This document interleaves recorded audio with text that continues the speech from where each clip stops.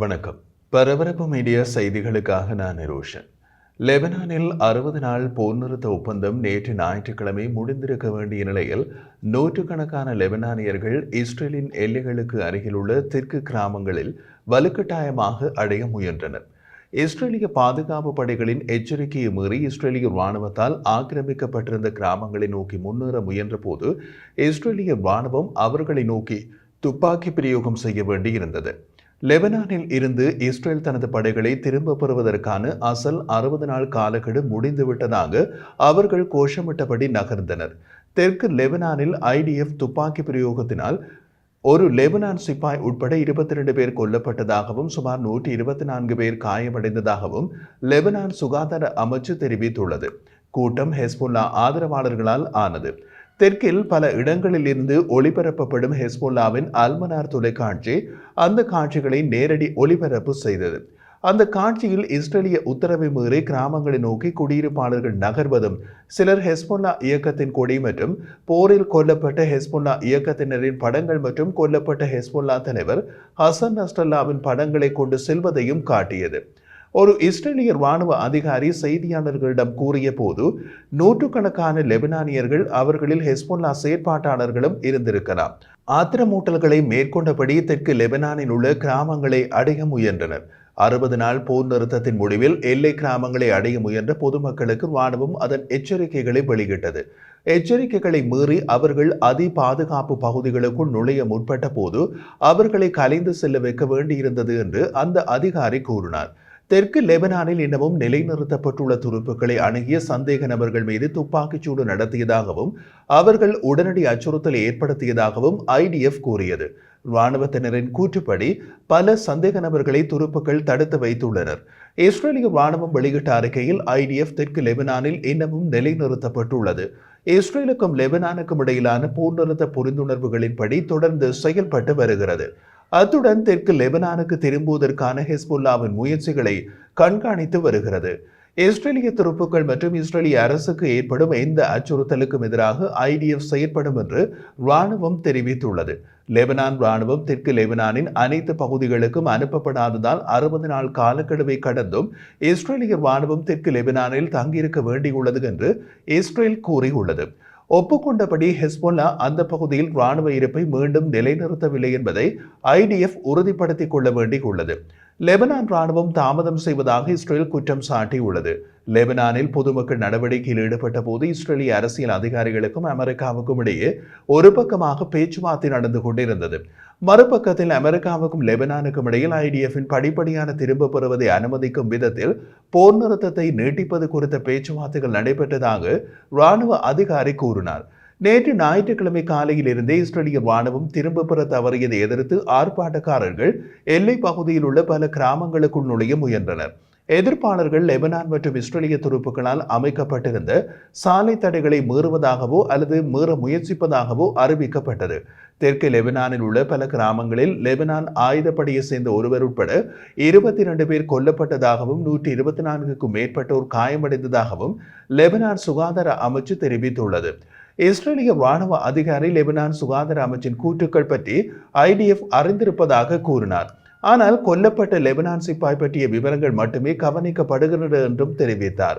ஐடிஎஃபின் அரபு மொழி செய்தி தொடர்பாளர் கேர்னல் அபிசாய் அட்ரை வெளியிட்ட ஒரு காணொலி அறிக்கையில் தெற்கு லெபனான் மக்களுக்கு உரையாற்றினார். ஹெஸ்புல்லா நிலைமையை சூடாக்க முயற்சிப்பதாகவும் கலவரக்காரர்களை எல்லை பகுதிக்கு அனுப்புவதாகவும் குற்றம் சாட்டினார். இஸ்ரேலிய இராணுவம் அவர்கள் எந்தெந்த நகரங்களுக்கு திரும்ப முடியும் என்பதை எதிர்காலத்தில் தெரிவிக்கும் என்றார். லெபனானின் நலன்களை பற்றி ஹெஸ்புல்லா கவலைப்படவில்லை. தெற்கு லெபனானில் சில பகுதிகளில் இருந்து வரும் படங்கள் அதற்கு சான்றாகும் என்று கேர்னல் அபிசாய் அட்ரை கூறினார். போரில் தோற்கடிக்கப்பட்ட ஹெஸ்புல்லா லெபனானின் நலன்களுக்கு சவால் விடுவதற்கும் தெற்கு லெபனானை இந்த நிலைமைக்கு கொண்டு வந்து தமது தோல்வியிலிருந்து கவனத்தை திசை திருப்புவதற்கும் ஹெஸ்புல்லா அதன் அனைத்து ஊடகங்களையும் பயன்படுத்துகிறது என்றும் அவர் தெரிவித்தார். அக்டோபர் 8, 2023 ஹெஸ்புல்லாவை போரை தொடங்கியது. போர் நிறுத்தத்தின் பின் இஸ்ரேல் மீதான தாக்குதல்களை மீண்டும் தொடங்குவதற்கான எந்த ஒரு அச்சுறுத்தலையும் ஹெஸ்புல்லா தவிர்த்து கொண்டது. இஸ்ரேலிய இராணுவம் ஞாயிற்றுக்கிழமை வெளியேறாவிட்டால் தாக்குதல்களை தொடங்குவோம் என்று அறிவித்த ஹெஸ்புல்லா தாக்குதல் எதையும் நடத்தவில்லை.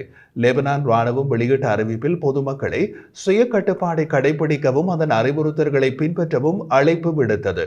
லெபனான் ஆயுதப்படைகள் வெளியிட்ட மற்றொரு அறிக்கையில் லெபனானின் இறையாண்மையை மீறும் இஸ்ரேலிய ராணுவத்தின் விடாமுயற்சி இது என்று குறிப்பிடப்பட்டிருந்தது.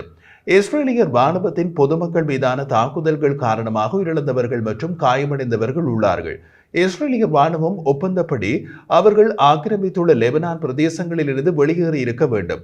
ஆனால் இஸ்ரேலிய ராணுவம் போர் நிறுத்தத்தை கடைபிடிக்க மறுக்கும் நிலையில் தெற்கு லெபனானில் உள்ள பல கிராமங்களுக்கு நுழையும் பொதுமக்கள் மீது தாக்குதல் நடத்தி வருவதாக தெரிவிக்கப்பட்டிருந்தது. போரின் போது இஸ்ரேலால் மோசமாக பலவீனமடைந்த ஹெஸ்போல்லா IDF திரும்ப பெறுவதை உறுதி செய்யும் பொறுப்பை லெபனான் அரசின் மீது சுமத்தியுள்ளது.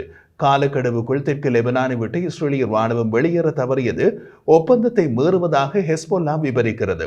ஹெஸ்போல்லாவின் நாடாளுமன்ற உறுப்பினர் ஹசன் பட்டல்லாங் ஹெஸ்போல்லாவின் ஊடகம் அல்மனார் தொலைக்காட்சிக்கு கொடுத்த நேர்காணலில், நாங்கள் எங்கள் மண்ணில் இருக்கின்றோம். உடன்படிக்கைக்கு எதிராக திரும்பி ஒப்பந்தத்தை மீறியவர்தான் எதிரி. அதனால் மக்களை தமது கைகளாலும் இரத்தத்தாலும் நமது மண்ணை விடுவிக்கின்றார்கள் என பேசினார். மற்றொரு ஹெஸ்போல்லா நாடாளுமன்ற உறுப்பினர் அலி ஃபயாத் கூறிய போது, இஸ்ரேலின் செயலுக்கு சாக்குப்போக்குகள் கூறப்படுகின்றன. இடம்பெயர்ந்த குடியிருப்பாளர்கள் திரும்புவதை சாத்தியமற்றதாக மாற்றும் சாக்குப்போக்குகள் இவை என்று கூறினார். எல்லையிலிருந்து சுமார் 30 கிலோமீட்டர் தொலைவில் உள்ள லிட்டானி ஆற்றின் வடக்கே ஹெஸ்போலா தனது படைகளை பின்வாங்க வேண்டும் என்று தெற்கில் எஞ்சியிருக்கும் இராணுவ உள்கட்டமைப்பை அகற்ற வேண்டும் என்றும் போர் நிறுத்த ஒப்பந்தம் குறிப்பிடுகிறது. ஆனால் லெபனான் அரசால் போர் நிறுத்த ஒப்பந்தம் இன்னமும் முழுமையாக நடைமுறைப்படுத்தப்படவில்லை. எனவே ஞாயிற்றுக்கிழமை காலக்கெடு முடிந்தாலும் இஸ்ரேலிய ராணுவத்தின் வெளியேற்றம் இன்னமும் நடைபெறாது என்று பிரதமர் பெஞ்சமின் நேதன்யாகு அலுவலகம் வெள்ளிக்கிழமை கூறியது. இஸ்ரேலிய படைகள் தெற்கு லெபனானின் கடலோர பகுதிகளை விட்டு வெளியேறின, ஆனால் இன்னமும் கிழக்கு பகுதிகளில் உள்ளன. லெபனானில் இராணுவம் தெற்கு லெபனானில் நிலைநிறுத்தப்படுவதற்கும் ஒப்பந்தை முழுமையாகவும் திறம்பட செயற்படுத்துவதற்கும் இஸ்ரேலிய படைகளை திரும்ப பெறும் செயல்முறை நிபந்தனைக்குட்பட்டது. ஹெஸ்போல்லா லிட்டானி ஆற்றுக்கு அப்பால் பின்வாங்குகிறது, ஆனால் அது முழுமையாக செய்து முடிக்கப்படவில்லை என்று நேதன்யாகுவின் அலுவலக அறிக்கை தெரிவித்துள்ளது. போர் நிறுத்தத்தின் முக்கிய கூட்டாளி மற்றும் கண்காணிப்பாளர்களில் ஒரு தரப்பான அமெரிக்காவின் முழு ஒருங்கிணைப்புடன் படிப்படியாக இஸ்ரேலிய படைகளை திரும்ப பெறும் செயல்முறை தொடரும் என்று அந்த அறிக்கை மேலும் கூறியது. ஒரு குறுகிய தற்காலிக போர் நிறுத்த நீடிப்பு அவசரமாக தேவை என்று வெள்ளை மாளிகை வெள்ளிக்கிழமை கூறியது. லெபனான் ஜனாதிபதி ஜோசப் அவுன் ஜனவரி 9 நாடாளுமன்றம் அவரை அரசு தலைவராக தேர்ந்தெடுக்கும் வரை அமெரிக்க ஆதரவு பெற்று லெபனான் இராணுவத்தின் தளபதியாக இருந்தார். லெபனான் இராணுவத்தின் மீது நம்பிக்கையை கடைபிடிக்குமாறு தெற்கு மக்களுக்கு வேண்டுகோள் விடுத்தார். லெபனானின் இறையாண்மை மற்றும் பிராந்திய ஒருமைப்பாடு ஆகியவை பேச்சுவார்த்தைக்குட்பட்டவை அல்ல. மேலும் உங்கள் உரிமைகள் மற்றும் கண்ணியத்தை உறுதி செய்வதற்காக நான் இந்த பிரச்சனையை மிக உயர்ந்த மட்டத்தில் பின்பற்றி வருகிறேன் என்றும் அவர் தெரிவித்துள்ளார். அவுன் பிரெஞ்சு ஜனாதிபதி இமானுவேல் மேக்ரோனுடன் தொலைபேசியில் பேசினார். பிரெஞ்சு அரசாங்கமும் போர் நிறுத்தத்தை மேற்பார்வையிடுவதில் ஈடுபட்டுள்ளது. அவரது அலுவலகத்தின் அறிக்கையின்படி தெற்கில் நிலைத்தன்மையை பராமரிக்க ஒப்பந்தத்தின் விதிமுறைகளை மதிக்க இஸ்ரேலை கட்டாயப்படுத்த வேண்டியதன் அவசியத்தை அவுன் குறிப்பிட்டார். எல்லை கிராமங்களை அழிப்பது உட்பட குடியிருப்பாளர்கள் திரும்புவதை தடுக்கும் அதன் தொடர்ச்சியான மீறல்களை இஸ்ரேல் நிறுத்த வேண்டும் என்றும் அவர் கூறினார். இறுதியில் இஸ்ரேலுக்கும் லெபனானுக்கும் இடையிலான போர் நிறுத்தம் பிப்ரவரி 18 வரை நீடிக்கப்படும் என்று வெள்ளை மாளிகை ஞாயிற்றுக்கிழமை அறிவித்தது.